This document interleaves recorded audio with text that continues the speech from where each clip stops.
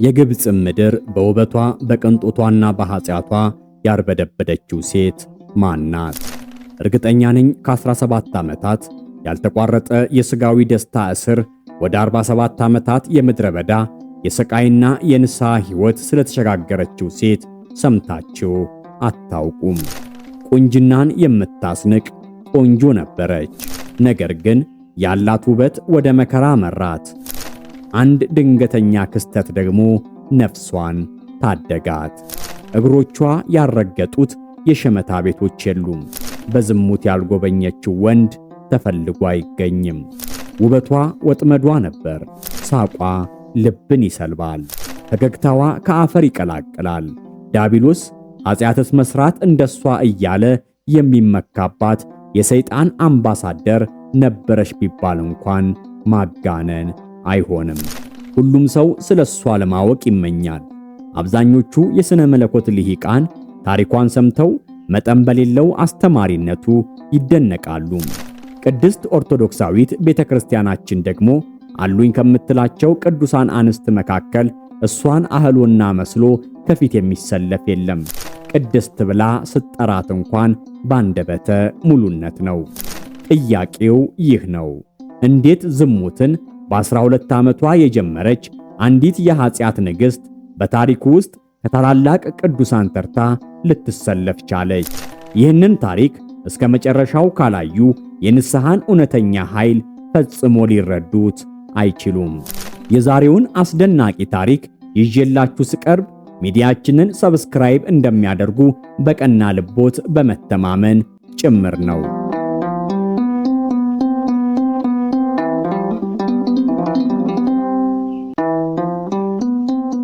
ዛሬ ከዘመናት ማዕበል በኋላ ከማይጠፋ የሰዎች ትዝታ ማህደር ውስጥ በፀሐይ የደረቁትን የግብጽ ምድረ በዳ አሸዋዎች የረገጠች የአንዲት ነፍስን ታሪክ እናወሳለን።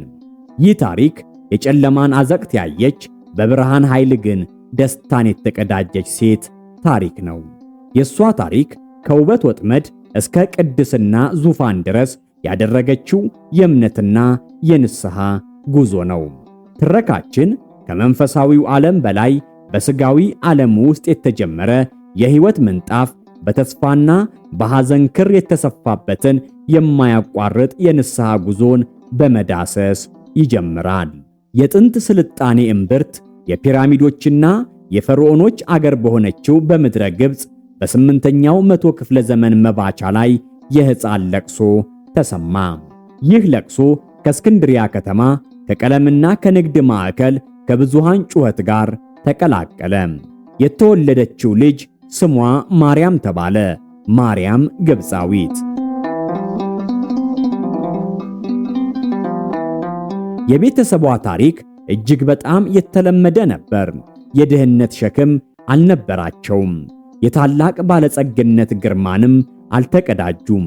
ይልቁንም ማርያም የልጅነት ጊዜዋን ከሌሎች ወላጆቻቸውን አጥብቀው ከሚወዱ ልጆች ጋር ታሳልፍ ጀመር። ሕይወት ለሷ ከማናቸውም አቅጣጫ የሚወርድ የብርሃን ምሰሶ ይመስል ነበር። ቤተሰቦቿም ከሷ የሚጠብቁት ብቸኛው ነገር የክብርና የሃይማኖት ብልጭታ ያላት ሴት ሆና ማደጓን ነበር። ነገር ግን የተፈጥሮ ስጦታ ቀድሞ ገዢ ነው። ማርያም ገና በለጋ ዕድሜዋ ያልተለመደና የሰውን ዓይን የሚስብ ውበት ተሰጣት። ይህ ውበት የወላጅ ቤት ሰላምን የሰበረ እሾ ለመሆን የደረሰ የወርቅ ወጥመድ፣ የነፍስ ማዕበል ሆነ። ዕድሜዋ 12 ዓመት ሲሞላት የወጣትነት ደም በሚፋፋበት ጊዜ የግብፅን ምድር የሸፈነው የዓለማዊነት ጠረን ቀሰቀሳት። ያቺ በንጽሕና ተከባ የኖረች ነፍስ አዲስና የማታውቀው የሕይወት ጥማት ተሰማት። ያ ጥማት የዓለሙን ዕድል ለመቅመስ የእስክንድሪያን የቅንጦትና የኃጢአት ሰንሰለት ለመቀበል የሚፈልግ ነበር። በድንገት ያለምንም የቤተሰብ ፍቃድና ድጋፍ ማርያም የቤቱን በር ከኋላዋ ዘጋች። የዓለምን መንገድ በመያዝ ትልቅ ከተማ ወደ ሆነችው እስክንድሪያ ደረሰች። ይህቺ ከተማ በወቅቱ ከነበሩት ታላላቅ የንግድና የባህል ማዕከሎች አንዷ ነበረች። የሰዎች ጩኸት፣ የሸቀጦች ሽታ፣ የኃጢአትና የቅንጦት ብልጭታ የተሞላባት ከተማ። ማርያም እዛ የደረሰችው ምንም አይነት ሀብት ወይም የትምህርት ጥግ ሳይኖራት ነበር። ያላት ብቸኛ ሀብት ያ ልዕልና የተላበሰ ውበቷ ብቻ ነው። ያ ውበቷም 17 ዓመታት የፈጀባት የጨለማ ሕይወት መክፈቻ ቁልፍ ሆናት። ማርያም ሕይወቷን ለሥጋዊ ደስታ አሳልፋ ሰጠች። የፍትወት ሕይወት እስራት ውስጥ ገባች።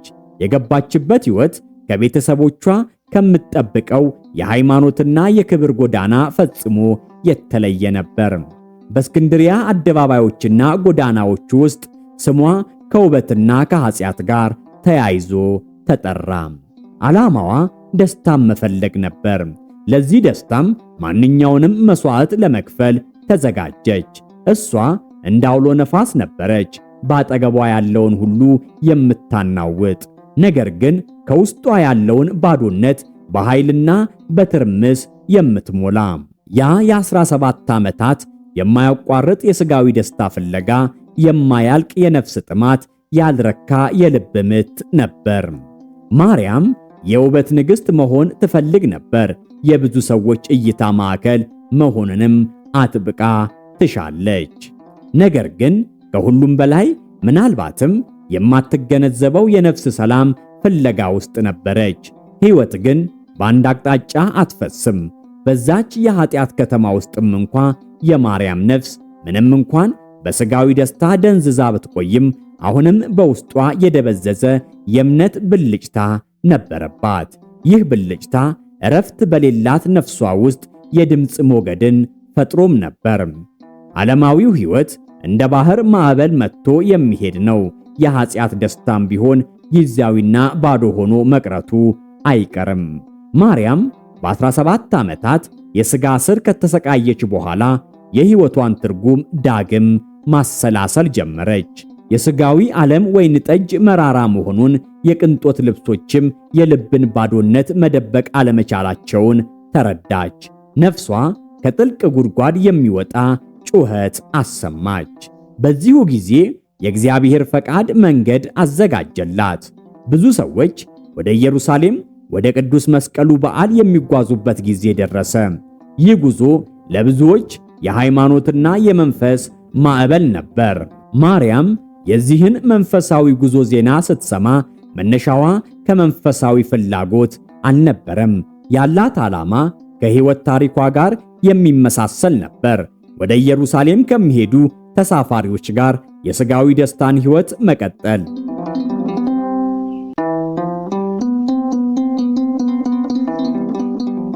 ማርያም ከእስክንድሪያ ወደ ኢየሩሳሌም በሚጓዝ መርከብ ላይ ተሳፈረች። ይህ ጉዞ የተለየ ነበር። እሷ ከማናቸውም አቅጣጫ በሚወርድ ውበት የምትታይ ለኃጢአት ያደረች ሴት መሆኗን ለመቀበል አልፈለገችም። በመርከቧ ላይ ያሉት ወንዶችም ሆኑ ሴቶች ከጉዟቸው መንፈሳዊ ዓላማ የተነሳ በትሕትናና በጸሎት ተጠምደው ነበር። ነገር ግን የማርያም አኗኗር በድንገት የክብርና የሃይማኖት ድንበርን የሰበረ፣ የተለመደውን የጉዞ ሥርዓትም ያናወጠ ነበር። እሷ የኃጢአት ወጥመድ፣ የመርከቡ የምኞት ማዕበል ሆነች። መርከቧ ደርሳ ተጓዦቹ ኢየሩሳሌም ገቡ። የቅዱስ መስቀሉ ታላቅ ክብረ በዓል ነበር። ማርያምም ከሕዝቡ ጋር ተቀላቀለች። ያላት ብቸኛ ዓላማ የሥጋዊ ደስታ ሕይወቷን በቅዱሱ ስፍራ መቀጠል ነበር። ወደ ቤተ ክርስቲያኑ በር ጋር ስትደርስ ግን መለኮታዊ ኃይል ጣልቃ ገባ። ብዙ ሰዎች ወደ ቤተ ክርስቲያኑ እየገቡ ነበር። ነገር ግን ማርያም ለመግባት በሞከረች ጊዜ የማይታይ ኃይል ከለከላት። በሩ ላይ በምድር ላይ እንደተተከለች ዛፍ ቆመች። በኃይል ለመግባት በሞከረች ቁጥር በሩ ወደ ኋላ ይገፋታል። ድንጋጤና ፍርሃት ማርያምን በሙሉ ሰውነቷ አናወጣት። ፊቷን ወደ ኋላ መለሰች። የገንዘብና የሥጋዊ ደስታ ኃይል የማይሰራበት ቦታ እንዳለ ተገነዘበች። ልቧ በፍርሃትና በጸጸት መታ። በዚያች ቅጽበት የዓይነ ሕሊናዋ መጋረጃ ተቀደደ። የ17 ዓመታት የኃጢአት ሕይወቷ በፊቷ ታላቅ ጥቁር ገደል ሆኖ ታየም። ወንዶችን ወደ ዝሙት ወጥመድ የምትጠራበት ያ ውብ የሆነ መልኳ ከጭጋግም በላይ የጨገገ ሆኖ ከፊቷ ቆመ። የሰራችው ኃጢአት ቤተ ክርስቲያን እንዳትገባ የሚከለክላት ከባድና የማይታይ ሰንሰለት እንደሆነ ተገነዘበች። ማርያም ከበሩ ጥቂት ርቀት ላይ በሚገኝ ቦታ ላይ ቆማ ማልቀስ ጀመረች። እንባዋ እንደ ወንዝ ይፈስ ነበር። ዓይኖቿን ወደ ላይ ስታነሳ የቅድስት ማርያም የእግዚአብሔር እናት ስዕልን አየች። ስምን ከመቤታችን ምግባርን ከመግደላዊት ማርያም የምትጋራው ማርያም ግብፃዊት በዚያች ቅጽበት ከማታውቀውና ከማትጠብቀው ከመቤታችን የእናት ፍቅርና ምሕረት ጋር ተገናኘች። በከፍተኛ ንስሐ ውስጥ ሆና ማርያም ወደ ቅድስት ድንግል ማርያም ስዕል ጮኸች።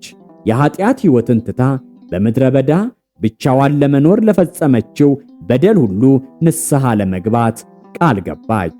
የእግዚአብሔር እናት ሆይ የኃጢአት መሸፈኛዬን አጥፊልኝ፣ በዚች ቅድስት ስፍራ እንዳልገባ ያደረገኝን የክፋት ሕይወቴን እተዋለሁ። ላንቺና ለልጅሽ ጌታዬና መድኃኒቴ ለሆነው ለኢየሱስ ክርስቶስ ሙሉ ሕይወቴን እሰጣለሁ። እባክሽ የቤተ ክርስቲያኑ በር እንዲከፈትልኝ ለምኝልኝ። እናም ከዚያ በኋላ ወደ ምድረ በዳ እሄዳለሁ፣ ወደ ጨለማው ቦታ በውስጤ ያለውን ብርሃን እስኪታይ ድረስ ንስሐ እገባለሁ አለች። ማርያም ቃል ኪዳኗን ከጨረሰች በኋላ ወደ ቤተ ክርስቲያኑ በር ተመለሰች። ድንገት የማይታየው ኃይል ተወገደ። በሩ በምሕረት ተከፈተላት። ማርያም እንባዋን እየጠረገች ገባች። የቅዱስ መስቀሉን ክብረ በዓል ከጨረሰች በኋላ ወደ ወንዝ የመሄድና ጸጋ የመቀበል መለኮታዊ መመሪያ ተቀበለች።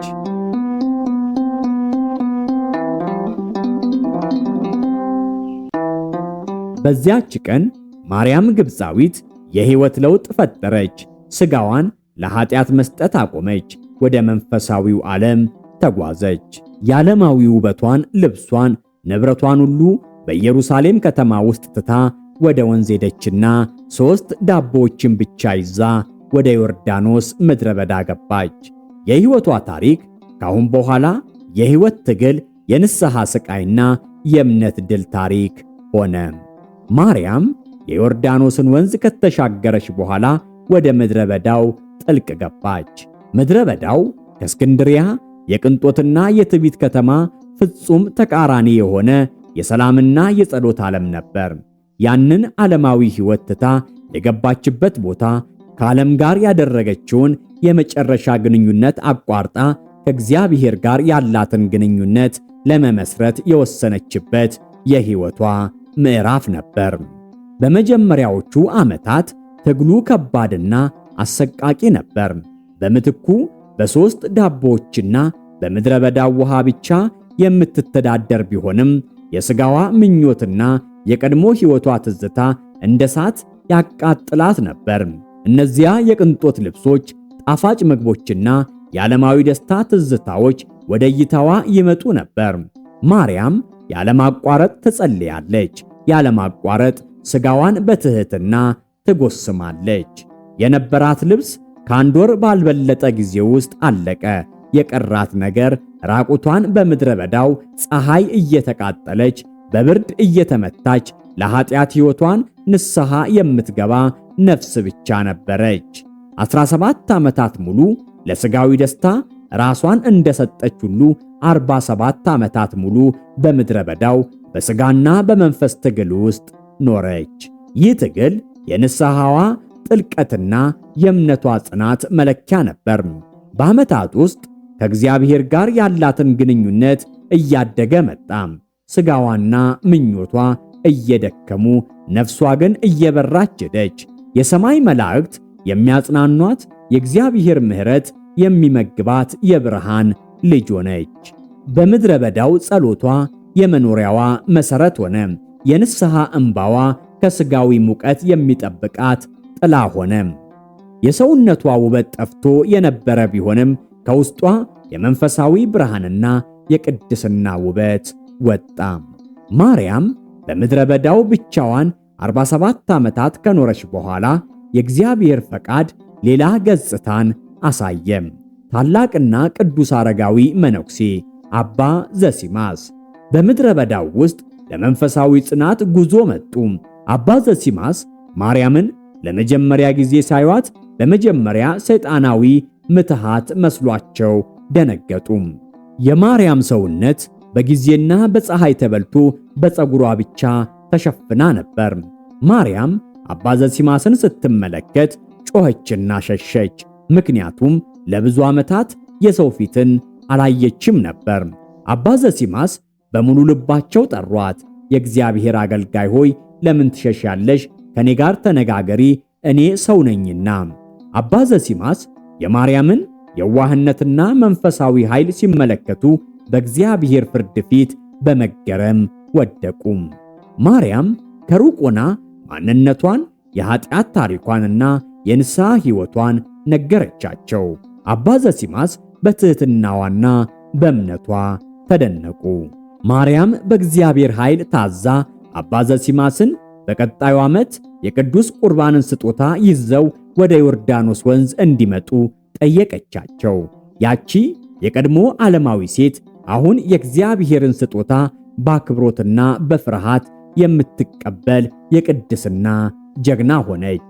አባ ዘሲማስ በሚቀጥለው ዓመት ተመለሱ። ማርያም የዮርዳኖስን ወንዝ ሳትረግጥ በውሃው ላይ ተንሳፋፊ ሆና ወደ እሳቸው መጣች። ይህ ክስተት የአባ ዘሲማስን እምነት በድጋሚ አጠነከረው። ማርያም ከሥጋዊ ዓለም በላይ ከፍ ብላ በመንፈሳዊ ሕይወት ውስጥ ስትኖር የእግዚአብሔር ኃይል በሷ ላይ ማረፉን አዩ። ቅዱስ ቁርባኑን ከተቀበለች በኋላ ማርያም ለአባ ዘሲማስ እንዲህ ስትል ተናገረቻቸው። አባቴ ሆይ በድጋሚ ወደ ምድረ በዳው እመለሳለሁ፣ በዚያም አርፋለሁ፣ ሥጋዬንም ያገኛሉ ብላ ነገረቻቸው። አባ ዘሲማስ ከዓመት በኋላ ወደ ተባለው ቦታ ተመለሱ። ከ47 ዓመታት የተጋድሎ ሕይወት በኋላም የማርያምን ሥጋ በዚያ ስፍራ አገኙት። በፊቷ ላይ የሰላምና የቅድስና ብርሃን ይንጸባረቅ ነበር። ባሸዋው ላይ ደግሞ እንዲህ የሚል ጽሑፍ ተጽፎ ተገኘ። አባ ዘሲማስ ሆይ የማርያምን ሥጋ እዚህ አሳርፈው፣ እባክህ ለኃጢአተኛ ሕይወቴ ጸልይላት። አባ ዘሲማስ በቅድስት ማርያም ታምራዊ ሞትና ንስሐ ተመስጠው ሥጋዋን ለመቅበር ሞከሩ። የብቸኝነት ሥራው ግን ከባድ ነበር። በድንገት አንድ ትልቅ አንበሳ ከምድረ በዳው መጣ። አባ ዘሲማስ በድንጋጤ ቆሙ። ይሁንና አንበሳው በቅድስት ማርያም እግር ላይ ወድቆ ሰገደ። ለመቃብር የሚሆን አፈርም መቆፈር ጀመረ። በዚያ ስፍራ ክቡር ሥጋዋ አረፈ።